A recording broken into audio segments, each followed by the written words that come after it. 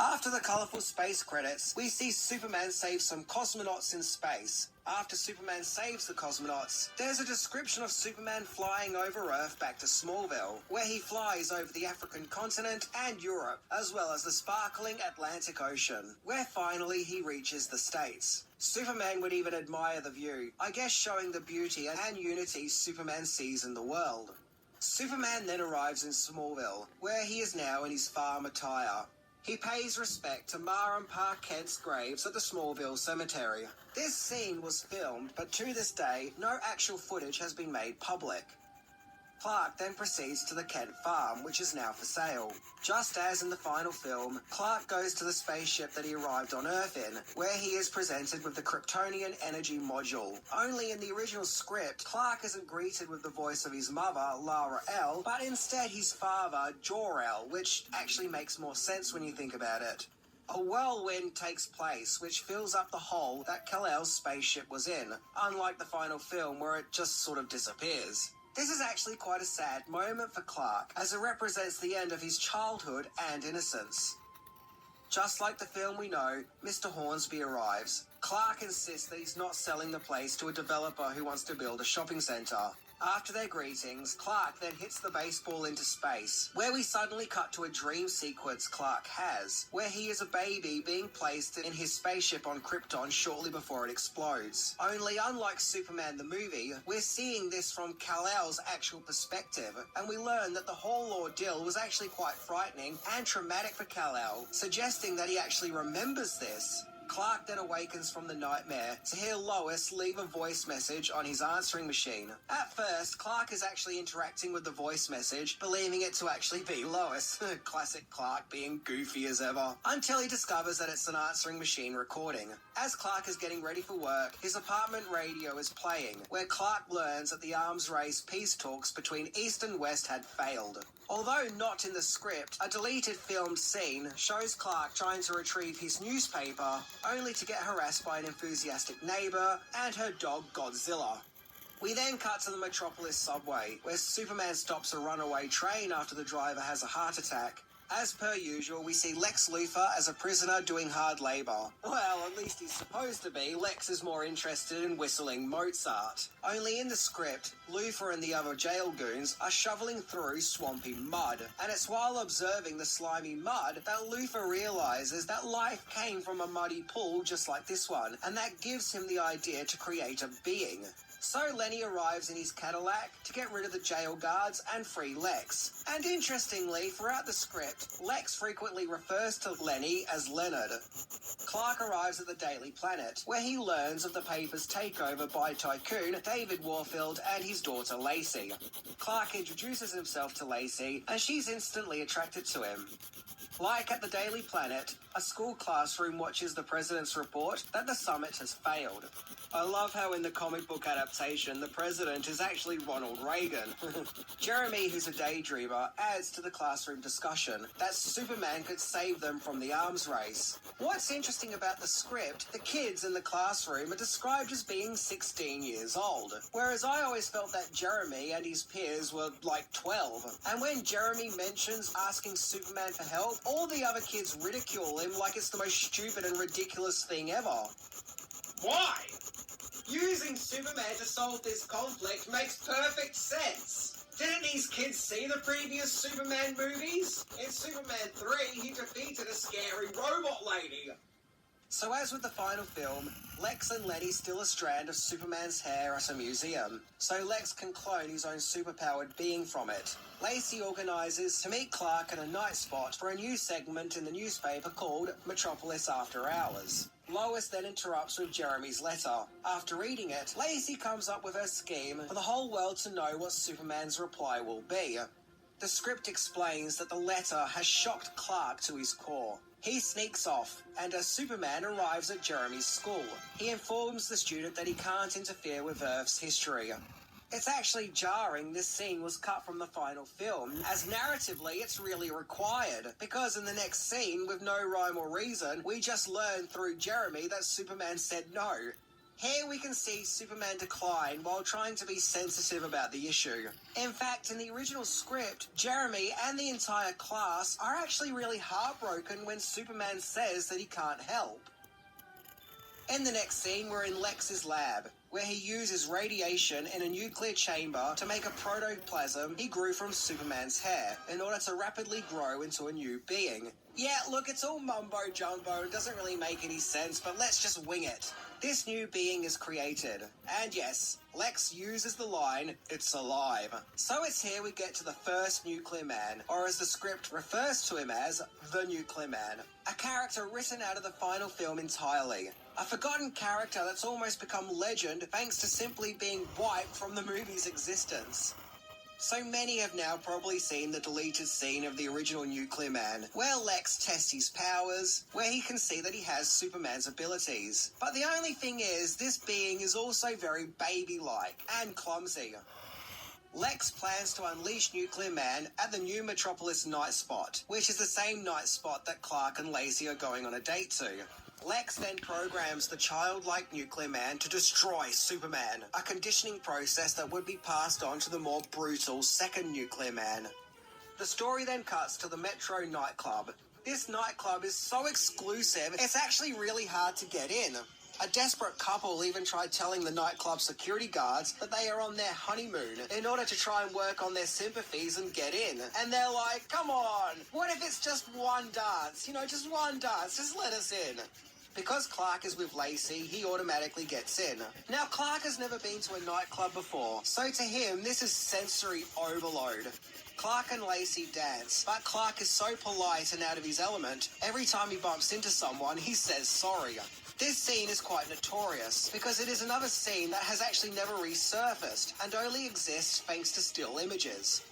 Some guy who's described as looking like Don Johnson cuts in and starts dancing with Lacey. Clark goes outside to get some fresh air, where Clark uses his super speed to grab a couple at the end of the queue to get into the nightclub, and in a split second rushes them to the nightclub's dance floor, with the baffled couple suddenly finding themselves in the nightclub without rhyme or reason. Clark then cuts off the Don Johnson lookalike, where he and Lacey start doing a slow dance and chat. We learn that Lacey is superficial because of her father, and that she actually wants to break free from all that. We also learn that she's actually quite lonely. It really is actually quite sad, and Clark feels bad for her.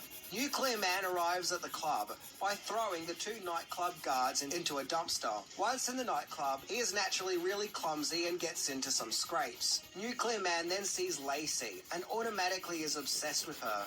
Then some drunk woman grabs Nuclear Man and is like, "Hey love, let's go back to my place," and she drags Nuclear Man out by his hand. Yeah, she totally wants to do the spicy tango with him. Inside the nightclub, Lacey tells Clark that she's going to fetch her things so they can then go for a nightcap. And while she's gone, Clark, super hearing, hears the drunk woman get electrocuted where she tries to unbutton Nuclear Man's shirt. Clark becomes Superman and goes to investigate, which leads to Superman and the first Nuclear Man to have a fight in the nightclub car park.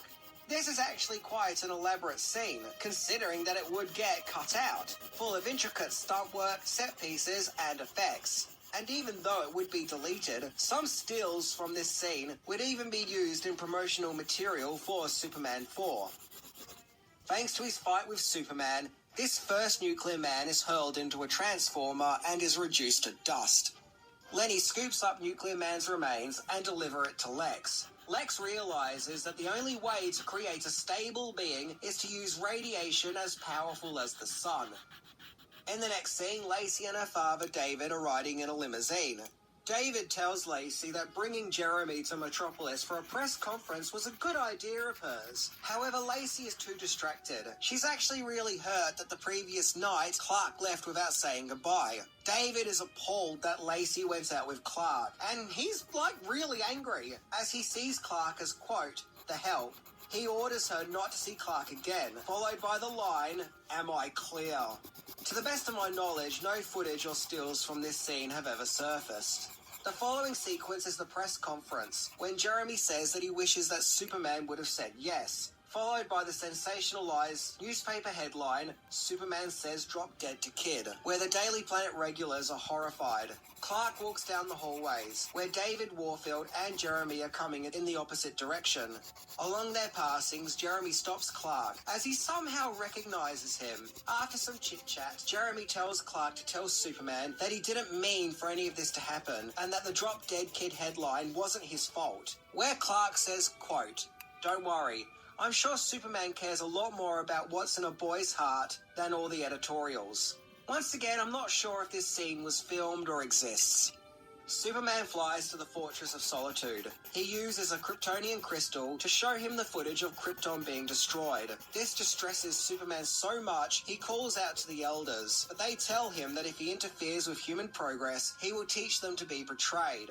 And the script points out that these elders who are saying, betrayed, betrayed, and all that, are actually important people of Krypton who used to mock and ridicule Superman's dad, Jor-El, and now they're mocking and ridiculing Superman too. As in Superman as well, not Superman 2. Oh, and the sequence where Lois and Superman go for their romantic fly isn't in the original script.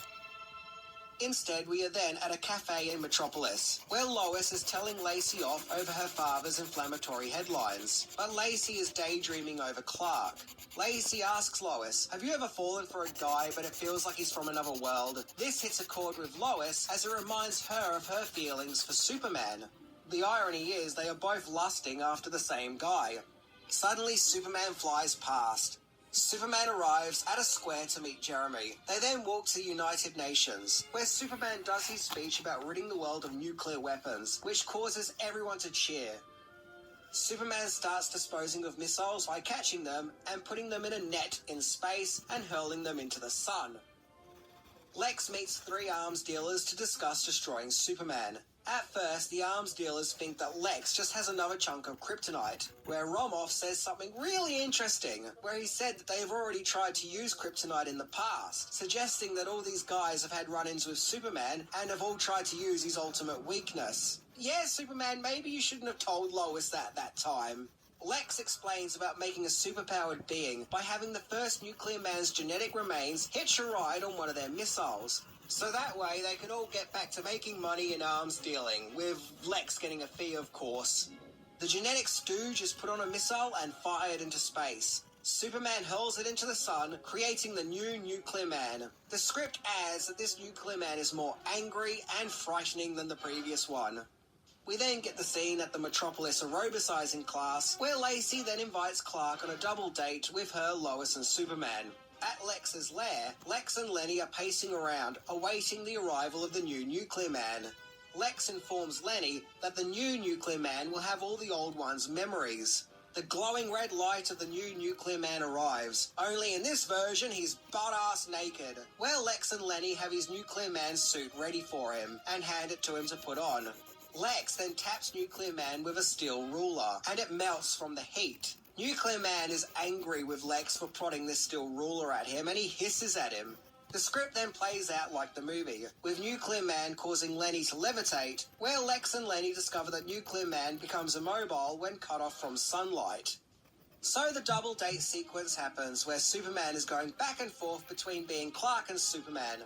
Superman then sees the billboard containing Lex's frequency message telling him that he's gonna blow up a building. Superman then leaves and heads to the building. He and Lex have their back and forth when Nuclear Man arrives, whose eyes are described as glowing red. In fact, Nuclear Man gets so angry, it actually causes him to grow and increase in size. Nuclear Man then goes back to his normal size, where Superman and Nuclear Man start their fight around the world, where just like the film, we see Nuclear Man destroy the Great Wall of China, where Superman repairs it with his Great Wall of China repair vision. Nuclear Man ignites a volcano, where Superman then uses his heat vision to soar off the top of a mountain and uses it to seal the top of the volcano.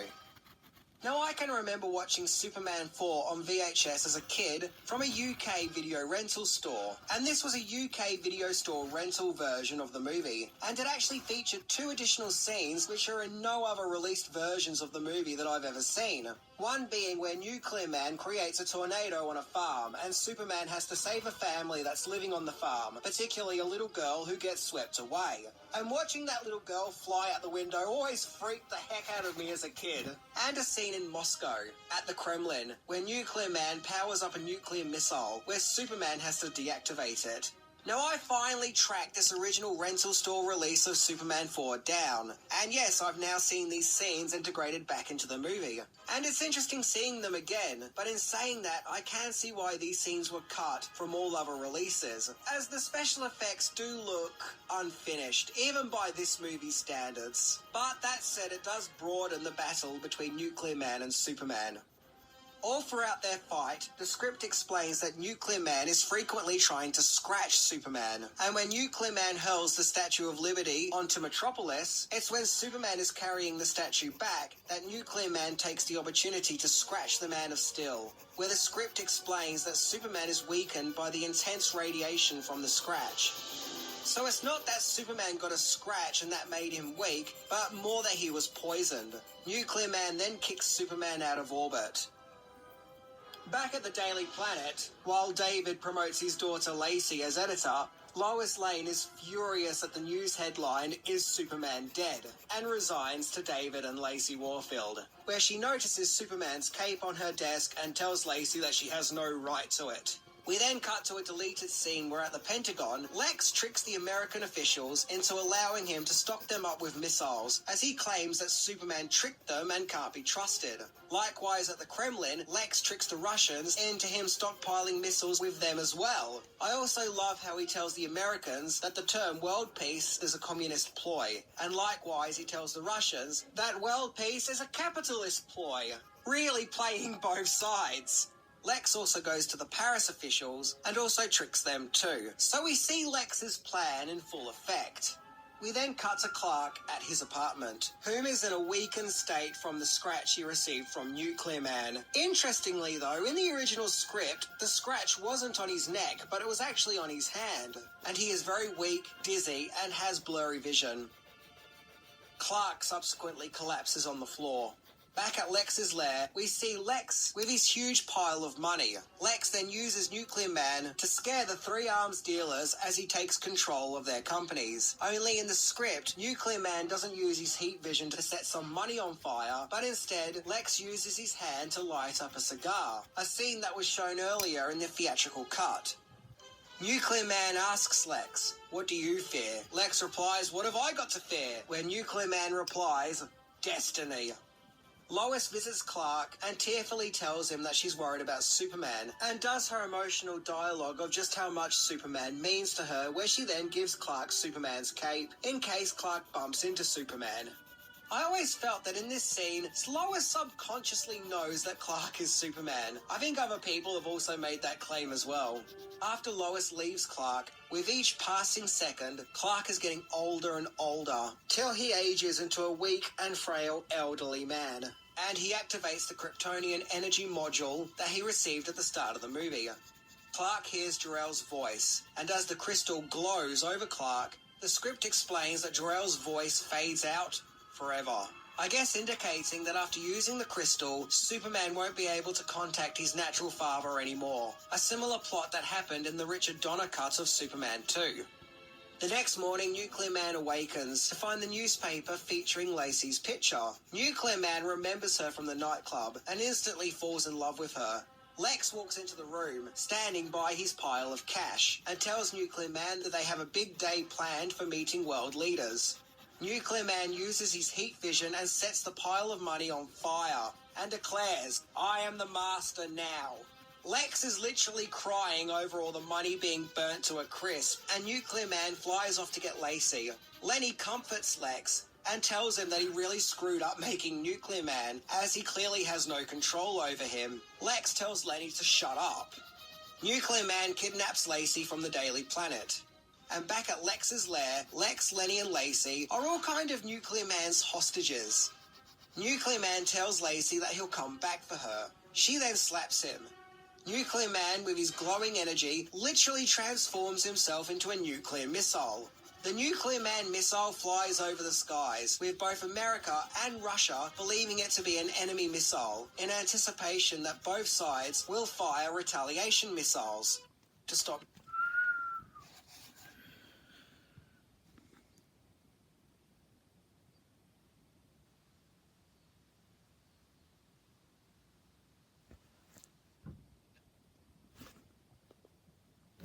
If you want to send some stuff to me so I can check out what you have sent, please send it to this exact address. However, you may only send some stuff that I am interested in. No airplane, okay? Because if you send something like this, I will make sure that I will tell you that I do not like this film at all. So make sure you send stuff like this, or this, or this, or this. And yes, even Airplane 2 the sequel. Oh, and get this, a special collector's edition of Twister, complete with a steelbook that features not only the secondary poster artwork, but the image of the pipe scene on the back. Heck yeah, I'm getting this. Well, actually, we do have the double feature set, which consists of Twister and Twister, so we're pretty dang close. And also Airplane 2 the sequel, which had this cover. Just look at those nuts!